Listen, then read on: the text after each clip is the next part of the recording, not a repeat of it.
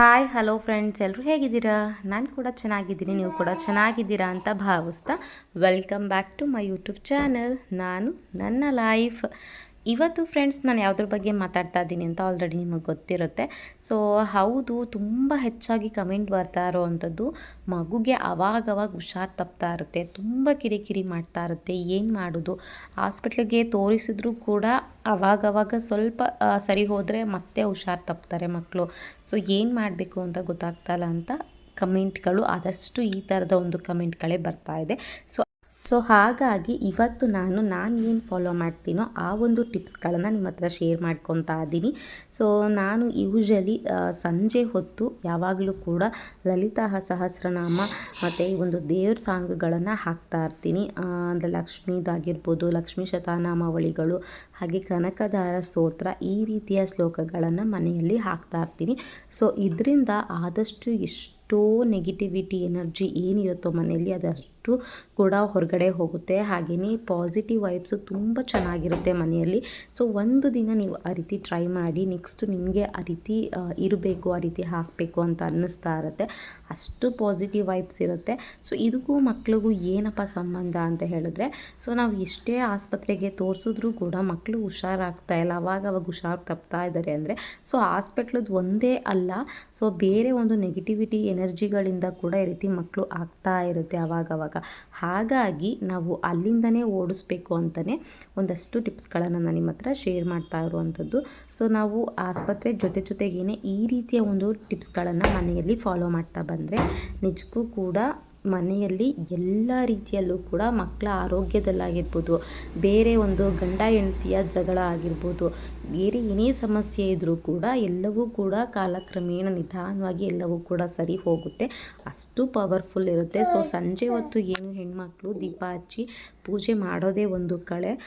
ಲಕ್ಷ್ಮೀ ದೇವಿ ಕೂಡ ತುಂಬ ತೃಪ್ತಿ ಆಗ್ತಾರೆ ಇದರಿಂದ. ಹಾಗೆಯೇ ಜೊತೆಗೆ ನಾನಿವಾಗ ತೋರಿಸ್ತಾ ಇರುವಂಥದ್ದು ಕರ್ಪೂರ ಮತ್ತು ಲವಂಗ, ಇದು ಒಂದು ಪವರ್ಫುಲ್ ಅಂತ ಹೇಳ್ಬೋದು. ಸೊ ಮಕ್ಕಳಿಗೆ ಬಾಲಗ್ರಹ ಮತ್ತು ಇನ್ನಿತರ ಒಂದು ನೆಗೆಟಿವಿಟಿ ಎನರ್ಜಿ ಮಕ್ಕಳಲ್ಲಿ ಆಗ್ತಾ ಇದ್ದರೂ ಕೂಡ ಮಕ್ಕಳು ತುಂಬ ಬೇಗ ಹುಷಾರು ತಪ್ಪೋದು ಮತ್ತು ಏನು ಅವಾಗವಾಗ ಕಿರಿಕಿರಿ ಮಾಡುವಂಥದ್ದು ಕೂಡ ಮಾಡ್ತಾ ಇರ್ತಾರೆ. ಸೊ ಅದಕ್ಕೆಲ್ಲ ಕೂಡ ಕರ್ಪೂರ ಮತ್ತು ಲವಂಗ ಇದನ್ನು ಕೂಡ ನಾನಿವಾಗ ಏನು ಮಾಡ್ತಾ ಇದ್ದೀನಿ, 4 ಕರ್ಪೂರ ಮತ್ತು 4 ಲವಂಗವನ್ನು ಹಾಕ್ತಾ ಇದ್ದೀನಿ. ಸೊ ಮನೆಯಲ್ಲಿ ಎಷ್ಟು ಜನ ಇರ್ತಾರೋ ಅಷ್ಟು ಲವಂಗ, ಅಷ್ಟು ಕರ್ಪೂರವನ್ನು ಹಾಕಬೇಕು. ನಾವು 4 ಜನ ಇರೋದ್ರಿಂದ 4 ಕರ್ಪೂರ 4 ಲವಂಗವನ್ನು ಹಾಕಿ ನಾನಿವಾಗ ಇದನ್ನು ದೇವ್ರ ಮುಂದೆ ಇಡ್ತಾ ಇದ್ದೀನಿ. ಸೊ ಈ ರೀತಿ ಮಾಡೋದ್ರಿಂದ ನೆಗೆಟಿವಿಟಿ ದೂರ ಆಗುತ್ತೆ. ಹಾಗೆ ಲಕ್ಷ್ಮಿ ಕೂಡ ತುಂಬ ಚೆನ್ನಾಗಿ ಆಕರ್ಷಣೆ ಆಗ್ತಾರೆ. ಯಾಕೆ ಅಂದರೆ ಲವಂಗ ತುಂಬ ಘಮ ಬರುತ್ತೆ. ಸೊ ಇದು ಘಮ ಲಕ್ಷ್ಮೀ ದೇವಿಗೆ ತುಂಬ ಇಷ್ಟವಾದದ್ದು. ಸೊ ಇದು ನಾವು ಲಕ್ಷ್ಮಿ ಕೂಡ ಮನೆಯಲ್ಲಿ ಸಂತೃಪ್ತರಾಗಿರ್ತಾರೆ. ಹಾಗೆ ಮಕ್ಕಳಲ್ಲಿ ಕೂಡ ಅನಾರೋಗ್ಯ ಅನ್ನೋದು ಕಡಿಮೆ ಆಗ್ತಾ ಬರುತ್ತೆ. ಸೊ ಇದು ಒಂದು ಟಿಪ್ಪು.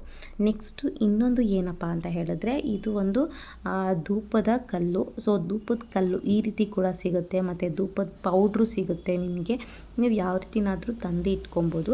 ಸೊ ನಾನು ಇಲ್ಲಿ ಕಲ್ಲನ್ನು ತೊಗೊಂಬಂದಿದ್ದೀನಿ, ಧೂಪದ ಕಲ್ಲು. ಸೊ ಇದನ್ನು ಚೆನ್ನಾಗಿ ಚೆಚ್ಚಿ ಅದನ್ನು ನಾನಿವಾಗ ಪುಡಿ ಮಾಡಿ ಒಂದು ಡಬ್ಬಕ್ಕೆ ಹಾಕಿ ಇಟ್ಕೊಂಡಿದ್ದೀನಿ.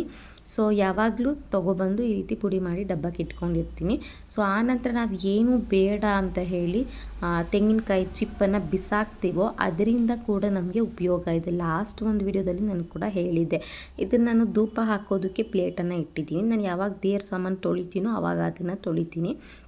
ಸೊ ಡೈಲಿ ವಾಶ್ ಮಾಡೋದಿಲ್ಲ ನಾನು ಅದನ್ನು. ಸೊ ಇವಾಗ ಈ ಒಂದು ಚಿಪ್ಪು ಏನಿದೆ, ತೆಂಗಿನಕಾಯಿ ಚಿಪ್ಪು, ಅದನ್ನು ನಾನು ನೋಡಿ ಈ ರೀತಿ ಸಿಸರ್ ಸಹಾಯದಿಂದ ನಾನು ಈ ರೀತಿ ಚೆನ್ನಾಗಿ ಅದನ್ನು ಸುಟ್ಕೊತೀನಿ.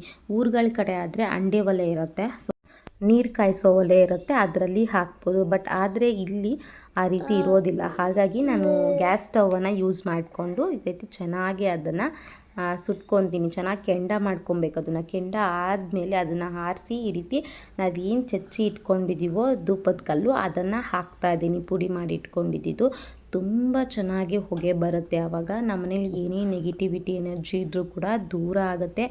ಕಣ್ಣು ದೃಷ್ಟಿ ಆಗಿರ್ಬೋದು ಅದು ಕೂಡ ದೂರ ಆಗುತ್ತೆ. ಹಾಗೆ ಮಕ್ಕಳ ದೃಷ್ಟಿ ದೋಷ ಇರ್ಬೋದು ಅದು ಕೂಡ ದೂರ ಆಗುತ್ತೆ. ಹಾಗೆ ಮಕ್ಕಳು ಅವಾಗವಾಗ ಕಿರಿಕಿರಿ ಮಾಡೋದು, ಮಧ್ಯರಾತ್ರಿ ಎಲ್ಲ ಎದ್ದು ಕಿರ್ಚಾಡ್ತಾ ಇರ್ತಾರೆ ಮಕ್ಕಳು, ತುಂಬ ಅಳ್ತಾ ಇರ್ತಾರೆ, ರೀಸನ್ನೇ ಇರೋದಿಲ್ಲ, ಸುಮ್ಮನೆ ತುಂಬ ಅಳೋದು ಮಕ್ಕಳು, ಎದ್ದ ತಕ್ಷಣ ತುಂಬ ಅಳ್ತಾ ಇರ್ತಾರೆ.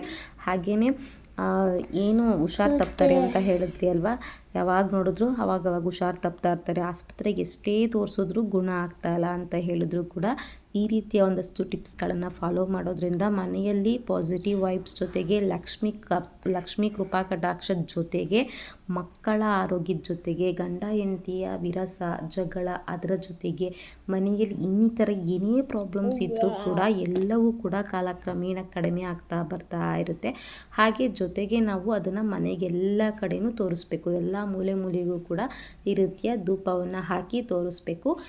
ಒಂದು ಬಾತ್ರೂಮ್ ಜಾಗವನ್ನು ಬಿಟ್ಟು ವಾಶ್ರೂಮ್ ಏನು ಹೇಳ್ತೀವಿ ಸ್ನಾನದ ಮನೆ ಅದನ್ನು ಬಿಟ್ಟು ಬೇರೆ ಕಡೆ ಎಲ್ಲ ಕೂಡ ತೋರಿಸ್ಬೇಕು.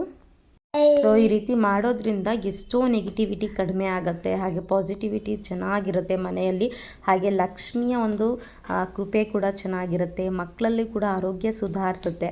ಸೊ ಫ್ರೆಂಡ್ಸ್, ಈ ಒಂದು ಟಿಪ್ಸ್ಗಳು ನಿಮ್ಗೆ ಇಷ್ಟ ಆಗಿದ್ದರೆ ಒಂದೇ ಒಂದು ಲೈಕ್ ಕೊಡಿ, ಹಾಗೆ ನಿಮ್ಮ ಫ್ಯಾಮಿಲಿ ಫ್ರೆಂಡ್ಸ್ಗೆ ಕೂಡ ಶೇರ್ ಮಾಡ್ಕೊಳ್ಳಿ, ನಮ್ಮ ಚಾನಲ್ನ ಸಬ್ಸ್ಕ್ರೈಬ್ ಆಗೋದನ್ನ ಮರಿಬೇಡಿ ಅಂತ ಹೇಳ್ತಾ ನಾನು ಮತ್ತೆ ಸಿಗ್ತೀನಿ ಇನ್ನೊಂದು ಇಂಟ್ರೆಸ್ಟಿಂಗ್ ವ್ಲಾಗ್ ಜೊತೆ. ಅಲ್ಲಿವರೆಗೂ keep watching, keep smiling. Thank you, bye.